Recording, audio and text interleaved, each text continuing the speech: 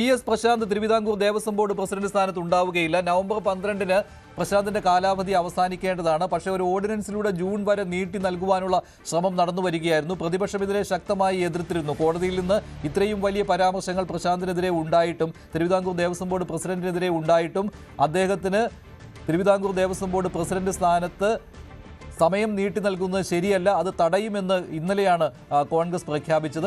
ഇപ്പോൾ എന്തായാലും പ്രശാന്തിന് സമയം നീട്ടി നൽകേണ്ട എന്ന തീരുമാനത്തിലേക്ക് CPM എത്തിയിരിക്കുകയാണ്. നാളെ CPM സെക്രട്ടേറിയറ്റിൽ തീരുമാനമുണ്ടാകും. പുതിയ ഭരണസമിതിയെ തീരുമാനിക്കും. അതിൽ പ്രസിഡന്റ് മാത്രമല്ല 2 അംഗങ്ങൾക്കും ഒഴിയേണ്ടി വരും. ഈ ഒരു സാഹചര്യമാണ് ഉണ്ടായിരിക്കുന്നത്. എന്തായാലും ഹൈക്കോടതി വിധി അത് തള്ളിക്കളയുവാൻ പറ്റുകയില്ല സർക്കാരിന്.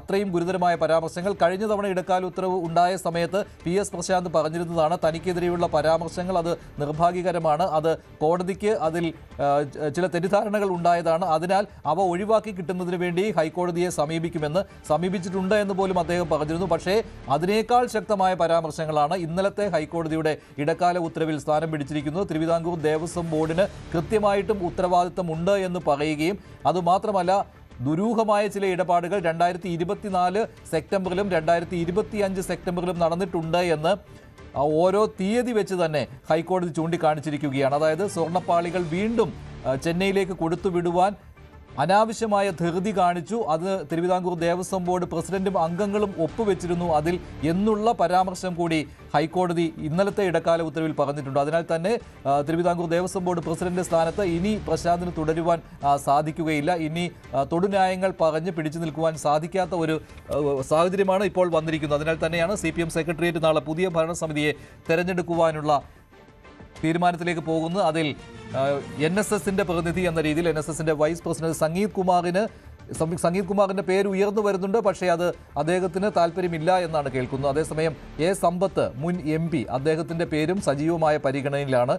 മുൻ ദേവസ്വം മന്ത്രിയുടെ പേഴ്സണൽ സ്റ്റാഫിൽ ഉണ്ടായിരുന്നയാൾ എന്ന രീതിയിൽ സമ്പത്തിന് ഇക്കാര്യത്തിൽ പരിചയ സമ്പത്തും ഉണ്ട്. അതിനാൽ കൂടിയാണ് സമ്പത്തിന്റെ പേര് പരിഗണനയ്ക്ക് വരുന്നത്. ഇപ്പോൾ ശ്രീ അനിൽ വിളയിൽ VHP സംസ്ഥാന ജനറൽ സെക്രട്ടറി ടെലിഫോൺ ലൈനിൽ ചേരുകയാണ്. ശ്രീ അനിൽ വിളയിൽ, ഈ ഒരു തീരുമാനത്തെ എങ്ങനെ കാണുന്നു? എന്തായാലും PS പ്രശാന്ത് ഉണ്ടാകുവാൻ ഇനി സാധ്യത കാണുന്നില്ല. തീർച്ചയായിട്ടും നല്ലത് തന്നെയാണെന്നേ പറയാൻ സാധിക്കുകയുള്ളൂ. കാരണം പ്രശാന്തിന്റെ നേതൃത്വത്തിലുള്ള ഭരണസമിതി വീണ്ടും തുടരുകയാണെങ്കിൽ ഇതുവരെ അവർ കാണിച്ചിട്ടുള്ള കള്ളങ്ങളുടെ തെളിവുകൾ നശിപ്പിക്കാനുള്ള സാധ്യത അവർക്കുണ്ടായിരുന്നു. അത് അവസാനിച്ചു എന്ന് കരുതാം. പക്ഷേ ആ സാധ്യത മാത്രമാണ് ഞാൻ പറഞ്ഞത്. തീർച്ചയായിട്ടും ഇടത് മുന്നണിക്ക് താല്പര്യമുള്ള ഒരു വ്യക്തി വീണ്ടും അധികാരത്തിലേക്ക് വരുമ്പോൾ വീണ്ടും ആ രേഖകളൊക്കെ തന്നെ ദേവസ്വം ബോർഡിന്റെ ആസ്ഥാനത്തുണ്ട്. ഇവരുടെയൊക്കെ നിയന്ത്രണത്തിലാണ് രേഖകൾ ഇരിക്കുന്നതും കൈകാര്യം ചെയ്യുന്നതും ഇവരൊക്കെ തന്നെയാണ്. അതുകൊണ്ട് വീണ്ടും വലിയ മാറ്റമൊന്നും ഉണ്ടാകുന്നില്ല. ഇടതുകാലിലെ മന്ത് വലതുകാലിലോട്ട് മാറി എന്ന് മാത്രമേ നമുക്ക് ഇതിനെപ്പറ്റി പറയാൻ സാധിക്കുകയുള്ളൂ. പ്രശാന്തിന്റെ കാലാവധി അവസാനിച്ച് തീർത്തും നല്ലതാണ്. കാരണം അദ്ദേഹം കുറ്റവാളിയാണെന്ന് ബഹുമാനപ്പെട്ട ഹൈക്കോടതി പോലും അദ്ദേഹത്തിന്റെ ഭരണസമിതിയും കുറ്റവാളികളാണെന്ന് ഹൈക്കോടതി പോലും കഴിഞ്ഞ ദിവസം പരാമർശിച്ചിട്ടുണ്ട്. അതുകൊണ്ട് അദ്ദേഹത്തിനെ മാറ്റിയ തീരുമാനം നല്ലതാണെങ്കിലും ഇടതുകാലിലെ മന്ത് വലതുകാലിലോട്ട് മാറി എന്ന് മാത്രമേ ഉള്ളൂ. പ്രത്യേക ഗുണമൊന്നും ഇതുകൊണ്ടുണ്ടാകത്തില്ല. പക്ഷേ ഇത് മറ്റൊരു കാര്യം എന്ന് പറയുന്നത് പ്രശാന്തിനെ പ്രതി ചേർക്കുവാനുള്ള ഒരു, താങ്കളത് രാഷ്ട്രീയത്തിന് അതീതമായിട്ട് പറയണം, പ്രശാന്തിനെ പ്രതി ചേർക്കുവാനുള്ള കാര്യങ്ങൾ ഹൈക്കോടതിയുടെ ഇന്നലത്തെ കണ്ടെത്തലിൽ വന്നിട്ടുണ്ടോ? തീർച്ചയായിട്ടും അദ്ദേഹത്തിന്റെ കാലത്തുണ്ടായ ചില കാര്യങ്ങളെപ്പറ്റി നമ്മളെ സംബന്ധിച്ചിടത്തോളം ഒരു പരിമിതി ബഹുമാനപ്പെട്ട ഹൈക്കോടതി ഈ കേസുമായി ബന്ധപ്പെട്ട് അത് ഇൻ ക്യാമറ പ്രൊസീഡിങ്സ് ആണ് നടക്കുന്നതൊക്കെ തന്നെ. കൃത്യമായി അതിനകത്ത് എന്തൊക്കെ നടന്നു, എന്തൊക്കെ പറഞ്ഞു, ഏതൊക്കെ തെളിവുകളാണ് ഹൈക്കോടതി പരിശോധിച്ച തുടങ്ങിയ കാര്യങ്ങളെപ്പറ്റി നമുക്ക് വ്യക്തത കുറവുണ്ട്. എന്നാലും വരികൾക്കിടയിൽ കൂടി വായിക്കുമ്പോൾ പ്രശാന്തിന്റെ നേതൃത്വത്തിലുള്ള ഭരണസമിതിയുടെ കാലത്തുള്ള വീഴ്ച ഉണ്ടല്ലോ. ഇപ്പോഴത്തെ ഈ ദാരുശില്പങ്ങളുടെ അത് ഇളക്കിക്കൊണ്ടുപോയത് പ്രശാന്തിന്റെ കാലത്താണല്ലോ. ദേവസ്വം മാനുവലിന് വിരുദ്ധമായിട്ടാണല്ലോ അത് ചെന്നൈയിൽ കൊണ്ടുപോയതും നടപടികൾ പൂർത്തിയാക്കിയതും ഒക്കെ തന്നെ. അതുകൊണ്ട് അദ്ദേഹവും കുറ്റവാളി തന്നെയാണ്. അദ്ദേഹം എങ്ങനെ ഇതിൽ നിന്ന് മോചനാവാൻ സാധിക്കും? അദ്ദേഹം 100% കുറ്റവാളിയാണ്. അദ്ദേഹത്തിന്റെ ഭരണസമിതിയും ഈ കാര്യത്തിൽ ആൻസർ ചെയ്യേണ്ടവർ തന്നെയാണ്. അവരെയും ഈ കേസുമായി ബന്ധപ്പെടുത്തിക്കൊണ്ട് അറസ്റ്റ് ചെയ്ത് അന്വേഷണം നടത്തണം. ശരി, നന്ദി ശ്രീ അനിൽ വിളയിൽ ഇത്രയും കാര്യങ്ങൾ പറഞ്ഞതിന്. PS പ്രശാന്തിനെ മാറ്റുവാനുള്ള തീരുമാനത്തിലേക്ക് CPM വന്നിരിക്കുകയാണ്. അതുമാത്രമല്ല മറ്റ് 2 അംഗങ്ങളെയും, അതിലൊരാൾ CPIയുടെ അംഗമാണ് അജികുമാർ, അദ്ദേഹത്തിൻ്റെയും കാലാവധി അവസാനിക്കുകയാണ്.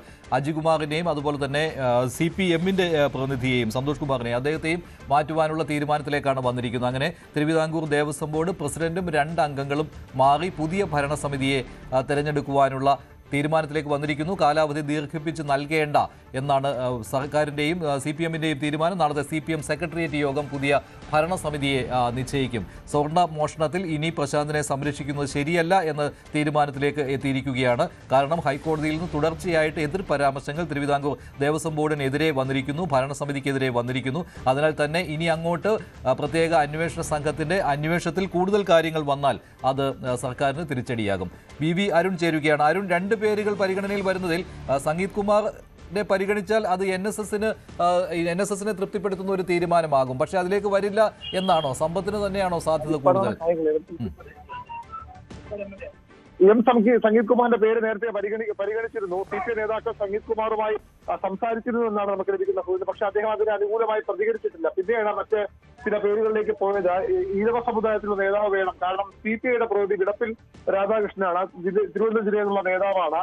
അപ്പോൾ അദ്ദേഹം നായർ സമുദായത്തിൽപ്പെട്ട ആളാണ്. അങ്ങനെയെങ്കിൽ മറ്റൊരു പേരിലേക്ക് CPM ആലോചന വന്നു. അങ്ങനെയാണ് ഇപ്പോൾ ചില പേരുകൾ പറഞ്ഞു കേൾക്കുന്നത്.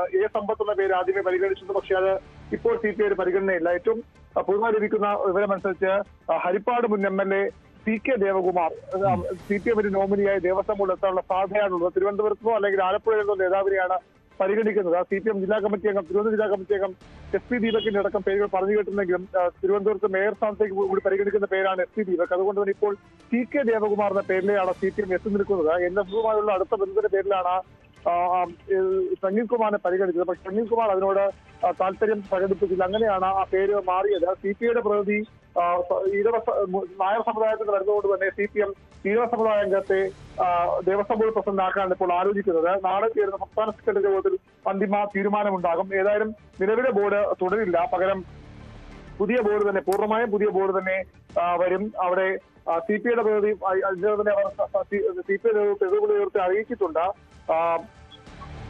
CPM പ്രതിനിധിയെ നാളെ തീരുമാനിക്കും. അത് ദേവകുമാറിന്റെ പേരിലാണ് ഇപ്പോൾ സാധ്യത കൽപ്പിക്കപ്പെടുന്നത്.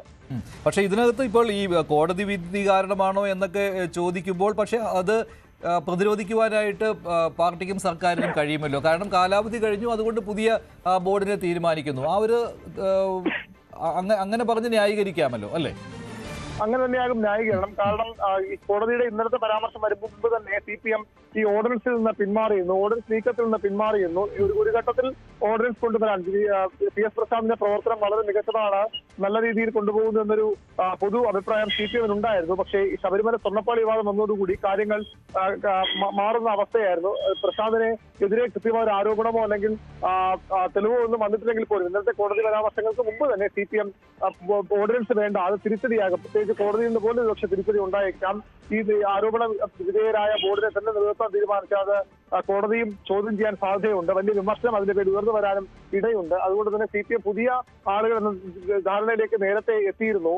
സംസ്ഥാന സെക്രട്ടേറിയറ്റ് യോഗം നാളെ ചേർന്ന് ആ പേരുകൾ തീരുമാനിക്കും. PS പ്രസാദിനെ മാറ്റുമെന്ന് ഉറപ്പാണ്. അത് ഏതാണ്ട് ഒരാഴ്ച മുമ്പ് തന്നെ അത്ര സൂചനകൾ CPI നേതാക്കളിൽ ലഭിച്ചിരുന്നു. പക്ഷേ പുതിയ പേരുകളിലേക്ക് CPM എത്തുകയാണ്. അത് CK ദേവകുമാറിന്റെ പേരിലാണ് ഇപ്പോൾ പ്രഥമ പരിഗണനയുള്ളത്. മുൻ MP കൂടിയ സമ്പത്തടക്കമുള്ള പേരുകൾ പരിഗണിച്ചിരുന്നെങ്കിലും ഇപ്പോൾ ദേവകുമാർ എന്ന പേരിലേക്ക് CPM എത്തുന്നതാണ് നമുക്ക് ലഭിക്കുന്ന.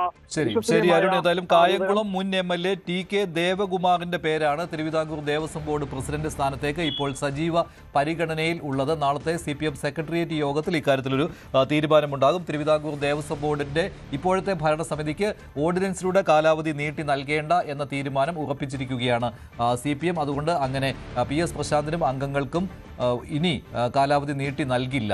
പുതിയ ദേവസ്വം ബോർഡ് ഭരണസമിതി വൈകാതെ തന്നെ ചുമതലയേൽക്കും. നവംബർ 12 വരെയായിരുന്നു നിലവിലെ ഭരണസമിതിയുടെ കാലാവധി.